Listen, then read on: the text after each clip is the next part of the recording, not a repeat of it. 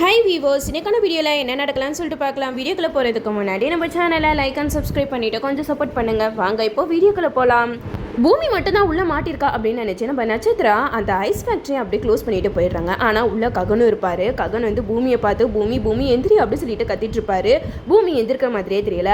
பூமியும் மயங்கின நிலையில இருப்பாங்க. அப்போ நம்ம ககனுக்கு என்ன பண்ணுறதுனே தெரியல. பூமி எப்படியாவது காப்பாற்றணும் அப்படின்னு சொல்லிட்டு டோரை ஓப்பன் பண்ண எவ்வளோ ட்ரை பண்ணுவார். ஆனால் அவரால் அந்த டோரை ஓப்பன் பண்ணவே முடியாது. இந்த சைடு நட்சத்திர வீட்டுக்கு போயிட்டு அபூர்வா கிட்ட சொல்லுவாங்க, மம்மி நான் எப்படியோ அந்த பூமியை அந்த ஐஸ் ஃபேக்ட்ரிக்குள்ளே வச்சு பூட்டிட்டு வந்துட்டேன். இனிமேட்டு அவளை யாராலையுமே காப்பாற்ற முடியாது அப்படிங்கிற மாதிரி சொல்ல, இதை கேட்டுட்டு இருந்த கேபியோட அம்மா வந்து, அடி பாவீங்களா, என்னாடி இப்படி ஒரு பச்சை பாவத்தை பண்றீங்களேடி அப்படின்னு சொல்லிட்டு அவங்க ஒரு பக்கம் புலம்பிக்கிட்டு இருக்க, இந்த விஷயத்தை எப்படியாவது கேபி கிட்ட சொல்லணும் அப்படின்னு சொல்லிட்டு கிருஷ்ண பிரசாந்த் கிட்ட சொல்லிடுறாங்க. இது மாதிரி பூமி ஐஸ் ஃபேக்ட்ரியில வச்சு இந்த நட்சத்திர பொண்ணு பூட்டிட்டு வந்துட்டா, எப்படியாவது அவளை போய் காப்பாற்று அப்படிங்கிற மாதிரி சொல்லி இதை கேட்ட கேபியும் நம்ம பூமியை எப்படியாவது காப்பாற்றணும் அப்படின்னு சொல்லிட்டு அங்கே போறாங்க. அங்கே போனாதான் தெரியுது ககனும் கூட இருக்காரு அப்படின்னு சொல்லிட்டு. அதனால நம்ம கேபியும் அந்த ஐஸ் ரூம் டோரை மட்டும் திறந்து விட்டுட்டா அங்கேருந்து ஓடிடுறாரு. அங்கே ஓடினது மட்டும் இல்லாமல் ககனோட காருக்கு ஃபோன் எல்லாத்தையுமே எடுத்துடுறாரு. நம்ம ககனும் அந்த டோரை ஓப்பன் பண்ணி பார்க்கும்போது அது ஓப்பன் ஆகிடுது. என்னது இது, இவ்வளோ நேரம் ஓப்பன் ஆகாத டோர் வந்து இப்போ ஓப்பன் ஆகிடுச்சு, எப்படியோ கடவுள் புண்ணியத்தில் ஏதோ ஓப்பன் ஆகிடுச்சு, அதுவே போதும் அப்படின்னு சொல்லிட்டு பூமியை கூட்டிட்டு அந்த ரூம்குள்ளே போகிறாரு. அப்போ நம்ம பூமி வந்து குளிர் தாங்க முடியாமல் ஒரு மாதிரி மயக்கத்தில் தான் இருப்பாங்க. எப்படியாவது பூமியை சுயநினைவுக்கு கொண்டு வரணும் அப்படின்னு சொல்லிட்டு அங்கே இருக்கிற சின்ன சின்ன கட்டையெல்லாம் எடுத்துகிட்டு வந்து நெருப்பு கொளுத்தி அந்த சூடை தொட்டு நம்ம பூமி மேலே வச்சுக்கிட்டே இருப்பாரு நம்ம ககன். அப்போ நம்ம ககன் சொல்லுவார், பூமி நீ எதுக்கும் பயப்படாத, நான் உன் கூட தான் இருக்கேன் அப்படின்னு சொல்லிட்டு பூமிக்கு தைரியம் சொல்லுவாங்க. ஆனால் இப்போ வரைக்கும் நம்ம பூமிக்கு ககன் தான் கூட இருக்காரு அப்படிங்கிற விஷயம் தெரியாது. இந்த சைடு நம்ம ககனுக்கு வந்து சாரதா ஃபோன் பண்ணுவாங்க. அப்போ நம்ம கிருஷ்ண பிரசாந்த் தான் அந்த ஃபோனை அட்டன் பண்ணி பேசுவாங்க. என்ன ககன் எங்கே இருக்கா அப்படிங்கிற மாதிரி பேச, அப்போ கேபி தான் பேசுவாங்க. இதை கேட்டதுமே சாரதாக்கு பயங்கர ஷாக் ஆகிடும். என்னன்னு இது, ககனோட ஃபோனை நீங்கள் பேசிக்கிட்டு இருக்கீங்க அப்படிங்கிற மாதிரி கேட்க, அதுக்கு கேபி சொல்லுவாங்க, ஆமாம் சாரதா, ககன் வந்து சேஃபான இடத்துல தான் இருக்கான், நீ அவனை நினச்சி எதுக்கும் பயப்படாத, அவன் காலையில் நல்லபடியாக வருவான் அப்படிங்கிற மாதிரி சொல்லி ஃபோனை கட் பண்ணிடுறாங்க. நம்ம சாரதா பேசுகிற எதுவுமே கேபி வந்து காதில் கேட்கல. ஏன்னா பூமி ககன் ரெண்டு பேரும் ஒருத்தர் தனியாக இருந்தால் தான் அவங்கள பற்றி புரிஞ்சுப்பாங்க அப்படின்னு சொல்லிட்டு கேபி வந்து காருக்கு ஃபோன் எல்லாத்தையுமே எடுத்துகிட்டு போயிடுறாங்க. நம்ம ககனும் பூமியை தூக்கிட்டு போயிட்டு காரில் போகலாம் அப்படின்னு சொல்லிட்டு பார்த்தா காரு கீழே காணோம். அதனால வேற வழி இல்லாமல் இன்னைக்கு நைட்டு இங்கே ஸ்டே பண்ணுவோம் அப்படின்னு சொல்லிட்டு ரெண்டு பேருமே அந்த ஃபேக்ட்ரியில் தான் ஸ்டே பண்ணிக்கிட்டு இருக்காங்க. மறுநாள் காலையில் நம்ம பூமி வந்து எந்திரிச்சதுமே ககன் பக்கத்தில் இருக்கிறத பார்த்துட்டு பயங்கரமாக டென்ஷன் ஆயிடுறாங்க. என்னது நீங்கள் எப்படி பக்கத்தில் வந்தீங்க, என்ன பண்ணீங்க அப்படி இப்படின்னு சொல்லிட்டு ஒரு ஆர்ப்பாட்டமே பண்ணிட்டாங்கன்னு சொல்லலாம். அப்போ ககன் சொல்கிறாங்க, இங்கே பாரு பூமி, நீ நினைக்கிற மாதிரி எதுவும் நடக்கலை, நீ எதுக்காக இப்போ பயந்து கத்திட்டு இருக்கா அப்படிங்கிற மாதிரி சொல்ல, அதுக்கு பூமி வந்து அழுகுறாங்க. அவ்வளோதான் என் வாழ்க்கை போச்சா அப்படி இப்படின்ட்டு ஒரு மாதிரி பேசிக்கிட்டு இருக்காங்க. அப்போ ககன் வந்து சொல்கிறாங்க, இங்கே பாரு, அந்த நட்சத்திரம் உன்னை இந்த ஐஸ் ரூமில் வச்சு கூட்டிகிட்டு போயிட்டா, நல்ல வேலை நான் வந்து உன்னை காப்பாற்றினேன், அப்படி இல்லைன்னு வச்சுக்கோ அவளை தான் நீ என்ன இருப்பேன்னு யோசிக்க கூட முடியல அப்படிங்கிற மாதிரி சொல்ல, இதை கேட்ட பூமி சொல்கிறாங்க, சரி அதெல்லாம் ஒரு பக்கம் இருக்கட்டும், நிஜமா நீங்கள் நீ எதுவும் பண்ணலைலாம் அப்படிங்கிற மாதிரி கேட்க, அதுக்கு ககன் சொல்கிறாங்க, ஓ மேலே சத்தியமா இல்லை, எங்கள் அம்மா மேலே சத்தியம் பண்ணி சொல்கிறேன், உன்னை நான் எதுவுமே பண்ணலாமா அப்படிங்கிற மாதிரி சொல்லிடுறாங்க.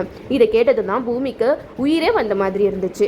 அப்போ ககன் சொல்கிறாங்க, இங்கே பாரு, நான் தான் உங்ககிட்ட அப்படியே சொன்னலாம், அந்த அபூர்வானால உனக்கு ஆபத்து இருக்குன்னு சொல்லிட்டு, அந்த அபூர்வாவோட சூழ்ச்சினால தான் இப்போ உனக்கு இவ்வளோ பெரிய ஆபத்து வந்திருக்கு, நல்ல வேலை நான் வந்தேன், அப்படி இல்லைனா என்ன இருக்கும் அப்படிங்கிற மாதிரி சொல்ல, அதுக்கு பூமி சொல்கிறாங்க, அதான் நான் சொன்னல ஏற்கனவே, எனக்கு ஏதாவது ஒரு ஆபத்துனா கண்டிப்பாக நீங்கள் வந்து என்னையை காப்பாற்றிடுவீங்க அப்படிங்கிற மாதிரி நம்ம பூமி சொல்லிக்கிட்டு இருக்காங்க.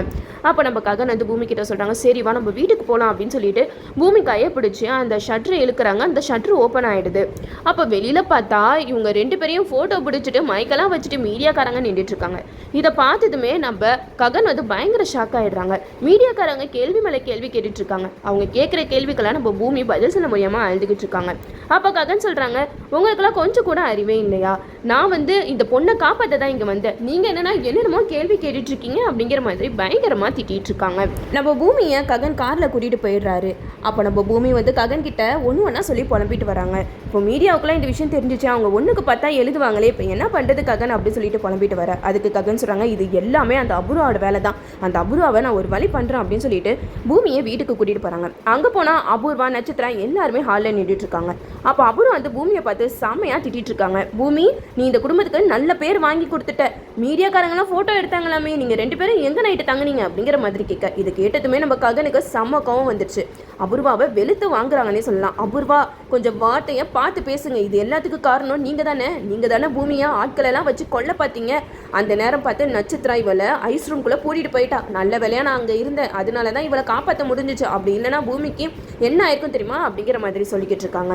அப்போ ககன் சொல்கிறாங்க, இதுக்கு மேலே பூமியை ஏதாவது பண்ணணும்னு நீங்கள் யாராவது ட்ரை பண்ணீங்க அவ்வளவுதான், அப்புறம் நான் சும்மாவே இருக்க மாட்டேன் அப்படின்னு சொல்லிட்டு நம்ம ககன் வந்து அபூர்வாவை பயங்கரமாக வெளுத்து எடுத்துகிட்டு போயிடுறாங்கன்னே சொல்லலாம். அப்போ பூமி வந்து நடந்ததெல்லாம் நினச்சி அழுதுகிட்டு இருப்பாங்க. கேபி பூமி கிட்ட சொல்லுவாங்க, இங்கே பார் பூமி, நீ நடந்ததெல்லாம் நினச்சி அழுதுகிட்டு இருக்காது, உங்கள் அப்பா குணமாகணும் அப்படின்னு சொல்லிட்டு கடவுளை வேண்டிக்கோ, உங்கள் அப்பா மட்டும் கண் முழிச்சிட்டாருன்னா உனக்கு இருக்கிற பிரச்சனை எல்லாமே தீந்துருமா அப்படிங்கிற மாதிரி கேபி வந்து பூமியை சமாதானப்படுத்திக்கிட்டு இருக்காங்க.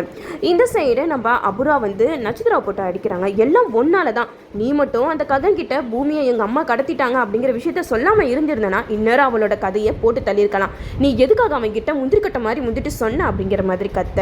அதுக்கு நட்சத்திரா சொல்கிறாங்க, இல்லை மம்மி, நான் வந்து ககனை என் வசப்படுத்தணும் அப்படின்னு சொல்லி தான் நான் வெயிட் பண்ணிட்டு இருந்தேன், ஆனால் ககன் வந்து எப்போ பாரு அந்த பூமி பின்னாடியே போனான், அதனால தான் நான் இந்த மாதிரி எல்லாம் சொன்னேன் அப்படின்னு சொல்லிட்டு நம்ம நட்சத்திரா வந்து அபூர்வா கிட்ட சொல்லிக்கிட்டு இருக்காங்க.